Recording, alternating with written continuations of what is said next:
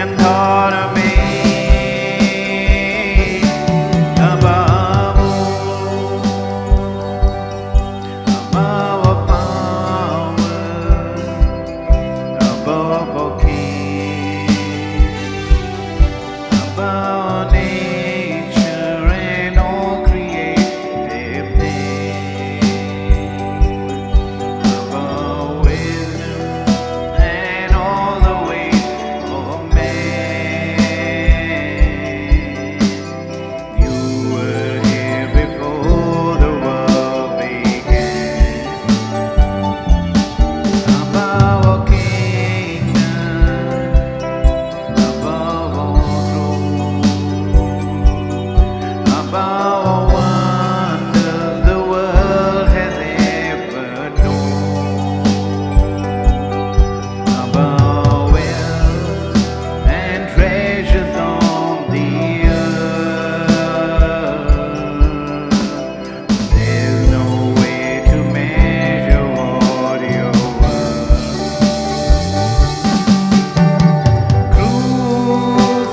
Crucified and laid behind a stone, you lay to die, rejected and alone, like a rose trampled on the ground. You took the fall and thought of me above all.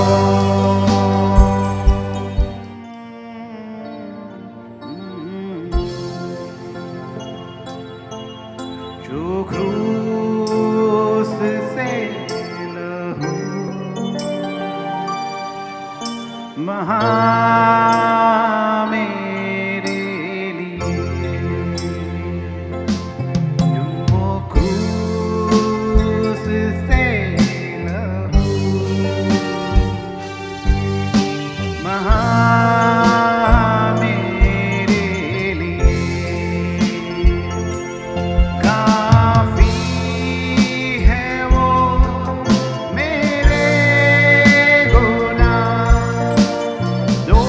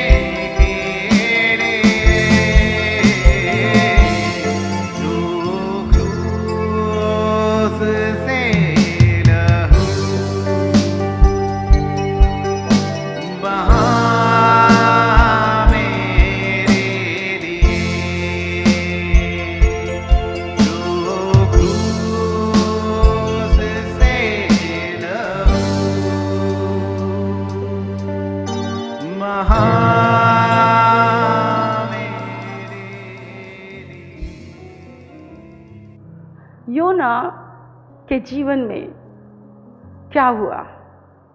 क्या हुआ योना के जीवन में? निकालेंगे उस story को हम। योना नबी की पुस्तक उसका 2 अध्याय, 1 वचन पढ़ेंगे पहले तो। योना नबी की पुस्तक उसका 1 अध्याय। यहोवा का ये वचन अमित्य के पुत्र योना के पास पहुंचा, उठकर उस बड़े नगर निनवे को जा और उसके विरुद्ध प्रचार कर, क्योंकि उसकी बुराई मेरी दृष्टि में बढ़ गई है। ठीक है, बस। आशीष को आप अपने जीवन में कैसे बना के रख सकते हैं? मसीही जीवन, आत्मिक जीवन के जो स्तर हैं वो आपको सीखना पड़ेगा। अभी तक 33 साल में आपकी मनोवृत्ति क्या होनी चाहिए? आपकी फीलिंग्स क्या होनी चाहिए? परमेश्वर के प्रति सदैव धन्यवादी, कुड़कुड़ाना नहीं, शिकायत नहीं करना, बड़बड़ाना नहीं, नुकसान आप ही का होगा। दूसरा, जिस शक्ति और सामर्थ को परमेश्वर ने आपको दिखाया है ना, उस शक्ति और सामर्थ के प्रति हालेलुया स्तुति हो। जिसने लाल समुद्र को 2 भाग किया, उसने मेरी बेरोजगारी को हटा दिया, उसने मेरी गरीबी को हटा दिया। अपनी ही शक्ति से, अपनी ही सामर्थ से, अपनी ही शक्ति से दुष्ट आत्मा को निकाला। ठीक है, आप बहुत धनवान हो सकते हैं, पर क्या धन से दुष्ट आत्माएं घुटने टेकेंगी? मुझे यीशु चाहिए, मुझे यीशु मसीह चाहिए।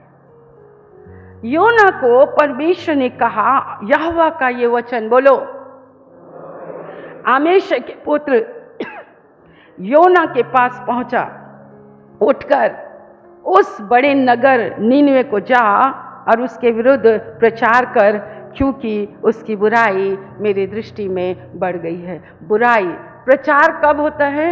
जब बुराई बढ़ जाती है।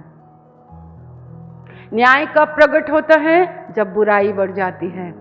परमेश्वर का धन्यवाद हो, पर न्याय प्रकट होने से पहले, परमेश्वर का क्रोध प्रकट होने से पहले, परमेश्वर मनुष्य को सेकंड चांस जरूर देते हैं। हम गा रहे हैं ना, I need your touch once again holy God, मुझे एक बार और चाहिए आपका स्पर्श।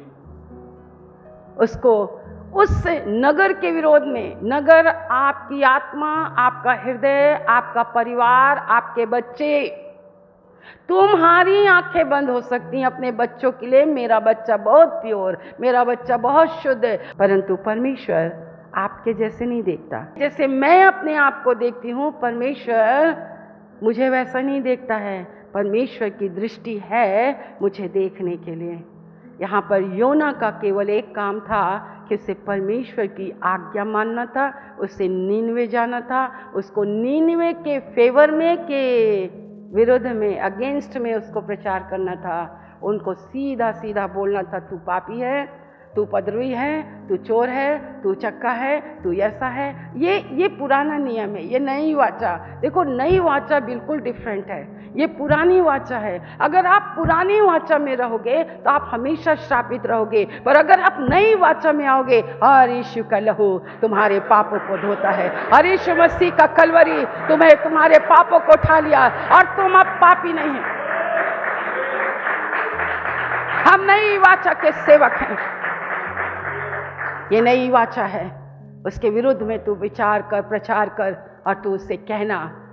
परंतु वहां पर क्या हुआ? दूसरा वचन, परंतु योना यहोवा के सम्मुख से तर्शीश को भाग जाने के लिए उठा, हाँ, और याफा नगर को जाकर तर्शीश जाने वाले एक जहाज पाया, और भाड़ा देकर उस पर चढ़ गया कि उनके साथ यहोवा के सम्मुख से तर्शीश को। अब मुझे आप ये बताओ कि योना को परमेश्वर ने नीनवे जाने के लिए कहा कि नीनवे के विरोध में तू प्रचार करना, पर नीनवे ना जाकर योना यहोवा के सन्मुख से, परमेश्वर की उपस्थिति से, वो तर्शीश जाने वाले जहाज में भाड़ा देकर, किराया देकर, टिकट लेकर उसमें बैठ गया। क्यों ऐसा किया उसने? वो नीनवे में क्यों नहीं रह गया? वो नीनवे में क्यों नहीं रह गया? उसको जरूरी था तर्शीश जाना। वो तर्शीश के जहाज में क्यों बैठ गया? वो तर्शीश जाने के लिए भाड़ा क्यों ले लिया? मे भी कि वो नीनवे में रहता, वो सोचता होगा कि फिर आ जाएंगे, फिर मेरे से कहेंगे तू नीनवे में बैठा है, तेरे को नीनवे जाना है, तू यहाँ क्या कर रहा है, तू नीनवे जा। क्यों परमेश्वर तर्शीश के जहाज में नहीं आया क्या? वो तो वहां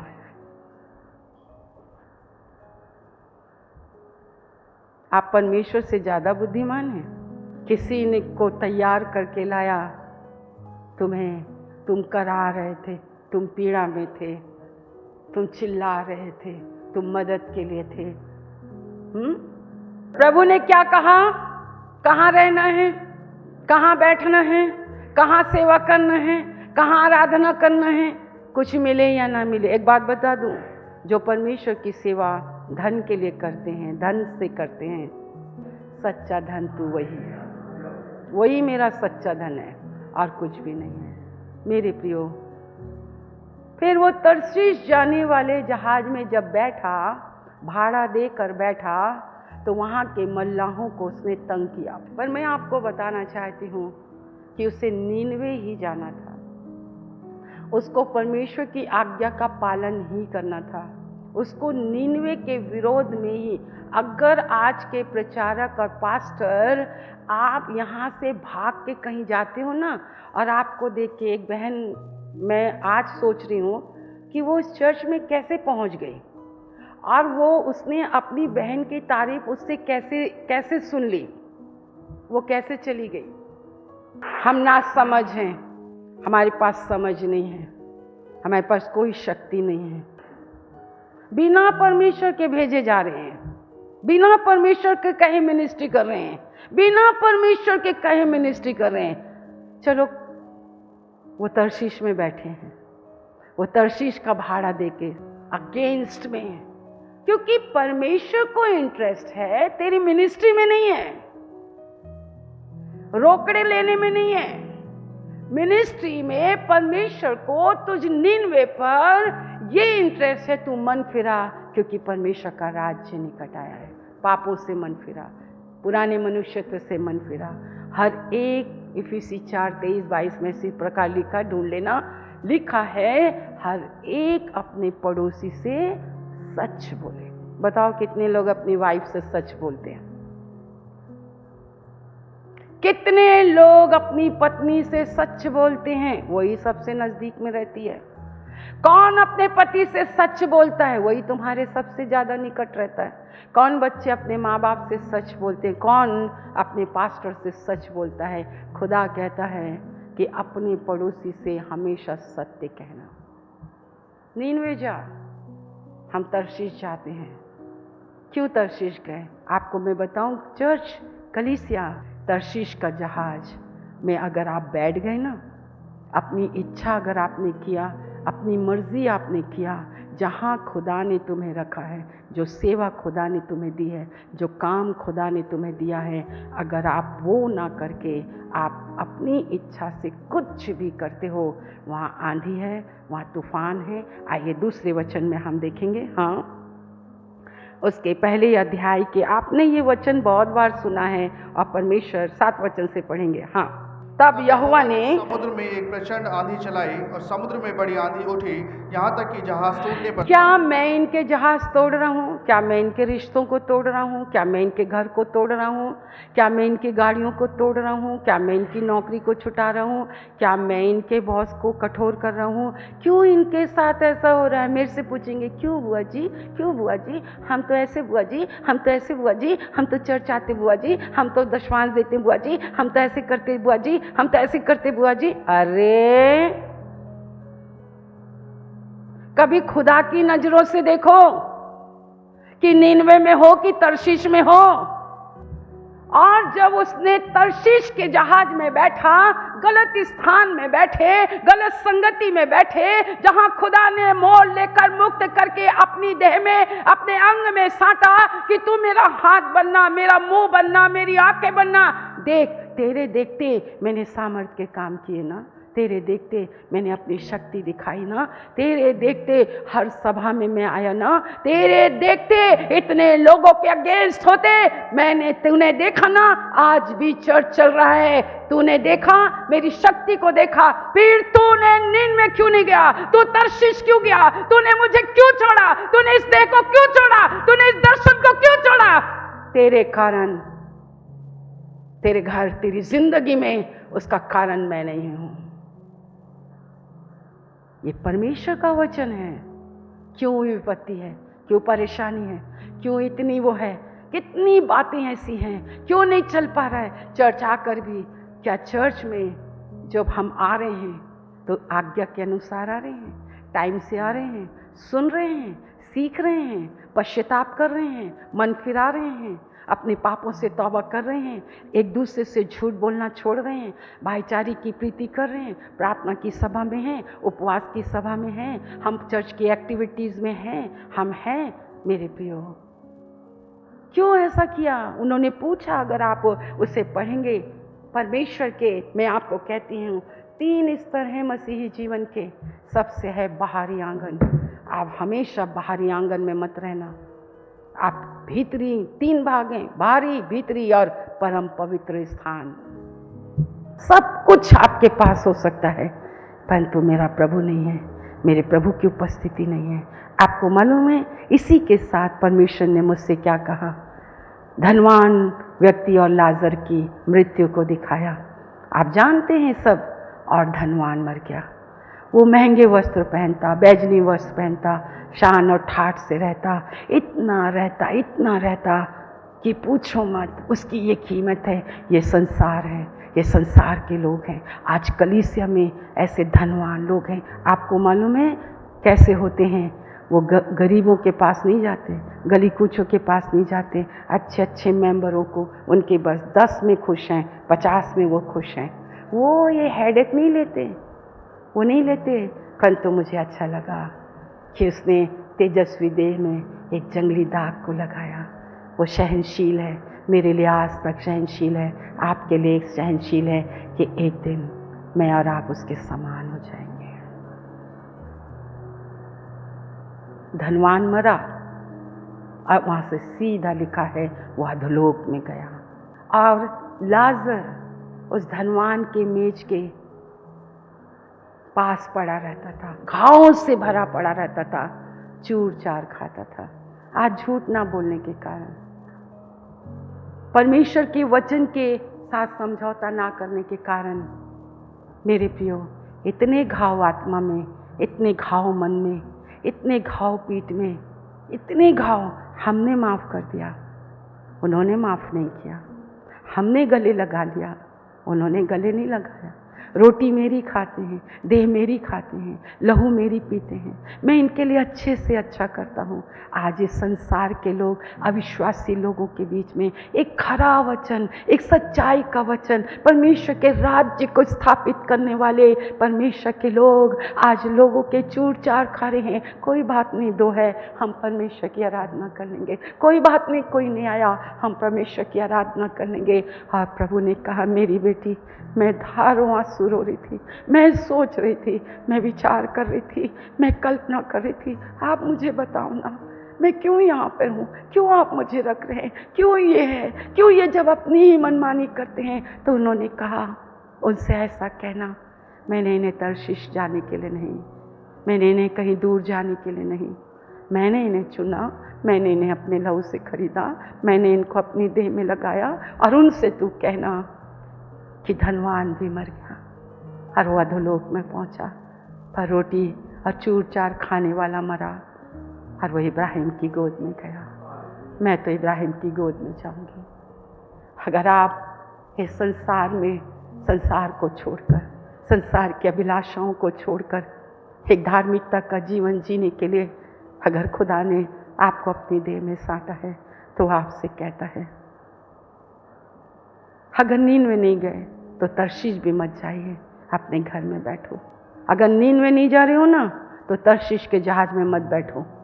उन मल्लाहों को, उनके जान मान की हानि मत करो, अभिषेक को मत बुझाओ, आत्मा को मत बुझाओ। तुमने 1000 बार पढ़ा होगा, फिर भी तुमने ध्यान नहीं दिया होगा। तर्शीश में मत बैठ जाना। आज जो तुम तर्शीश में बैठ चुके हो ना, जैसी प्रार्थना प्रभु कहता वैसी नहीं करते हैं। जहाँ बैठना है वहाँ बैठते नहीं हो, जहाँ आना है वहाँ आते नहीं हो, जो करना है वो करते नहीं हो। हमारा चर्च है, हमारी मर्जी है, नहीं। फिर जाना मगरमच्छ के पेट में, और उसने कितनी अच्छी बात कह के, चलो पढ़ो और फिर अपने घरों में जाओ। 3 स्तरीय हैं मसीह जीवन के, बाहरी आंगन, बाहरी आंगन में हमेशा नहीं रहना, भीतरी आंगन में नहीं रहना है। मेरा परमेश्वर सर्वशक्तिमान परमेश्वर है, जिसने लाल समुद्र को दो भाग किया। मेरा परमेश्वर आज भी दो भाग करने की सामर्थ रखता है।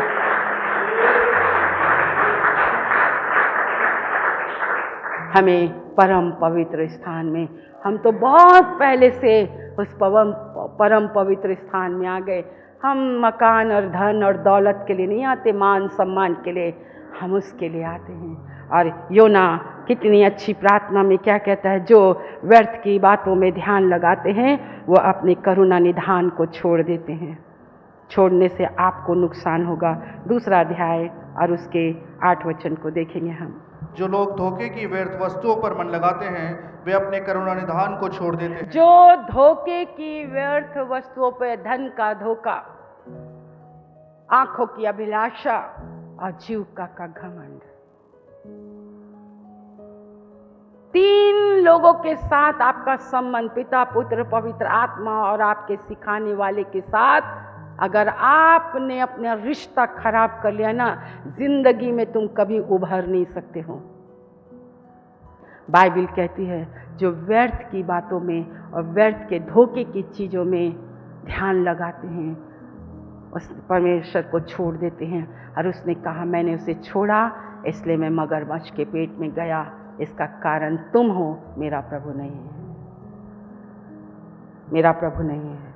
तो अब सही मगरमच्छ के विपत्तियों से, संघर्ष से, मृत्यु से, इन सब चीज़ों से अगर आप चाहते हो कि वो परमेश्वर की आज्ञा के अनुसार उसे उगल दे, तो आपको क्या करना पड़ेगा? माफ़ी मांगना पड़ेगा। आपको नई वाचा में आना है। ये तो पुरानी वाचा है, और नई वाचा में यीशु मसीह ने कहा तुम्हारे पाप चाहे लाल रंग के भी क्यों ना हो, तुम्हारे पास एक धार्मिक यीशु मसीह है जो तुम्हारे अधर्म और जो तुम्हारे पापों को क्षमा करता है।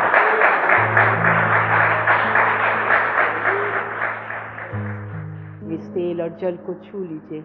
यीशु के नाम से यीशु का लहू बन जाए, यीशु के नाम से यीशु का लहू बन जाए, यीशु के नाम से यीशु का लहू बन जाए। आपने कहा जा तेरे विश्वास के अनुसार हो। प्रभु इनका विश्वास जैसा है, आपने कहा जा तेरे विश्वास के अनुसार हो।